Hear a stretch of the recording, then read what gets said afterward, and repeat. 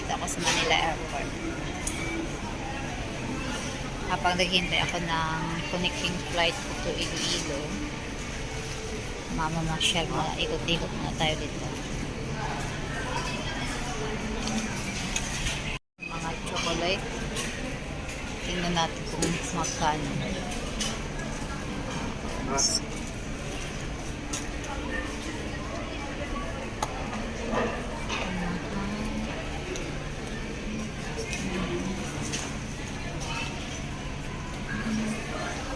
First time ko dito, guys. Ang dami palang ano dito. Ang daming mall. Ang daming bilihin. Ano yung kanilang 400 yung kanilang Ferrero dito.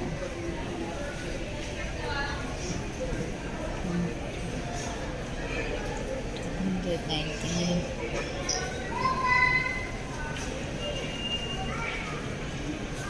T-shirt nila naman sad.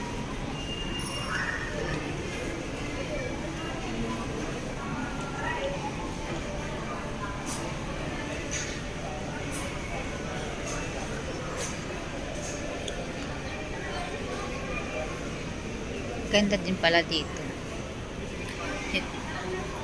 Tulog sana ako, hindi rin ako makatulog. Ang dami natutulog. Hintay din siguro ng flight nila, connecting flight nila. Sa akin mamaya pa yung connecting flight ko eh, 4:50.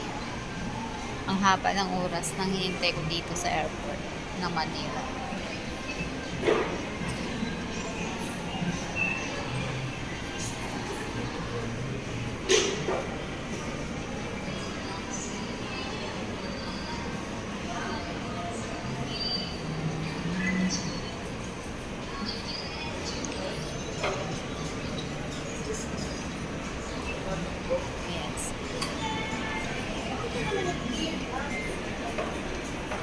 Ayan yung sa baba.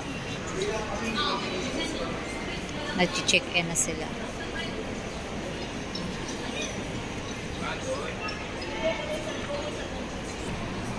Ayan. May sunglasses.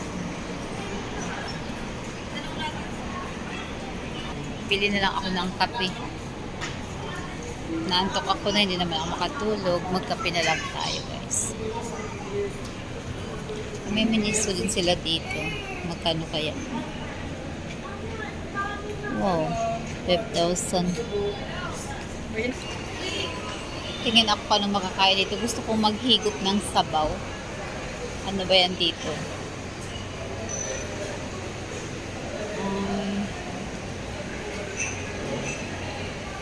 Wala din silang ano.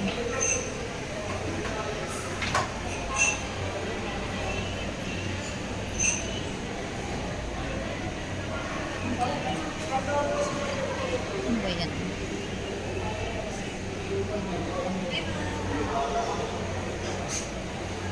Serve nyo dito. Ano to? Ito po, pork pata din po. Akala ko dinuguan. Pork steak po. Magkano yung serve? 430. 230. Yes po. May ano po yan, ma'am, with rice na po. Akala ko dinuguan. Okay. Akala ko may dinuguan. And the rice.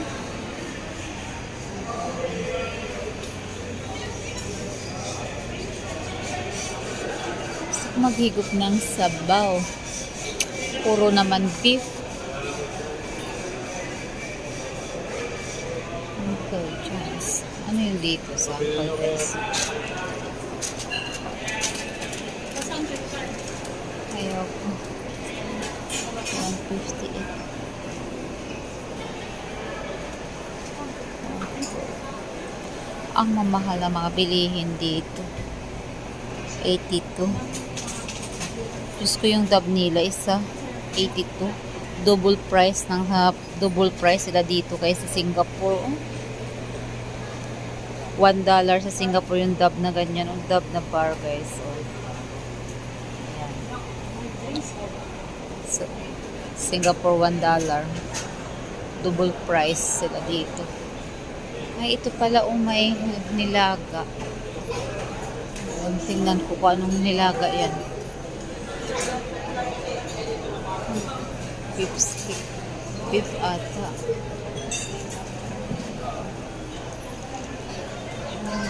Beef.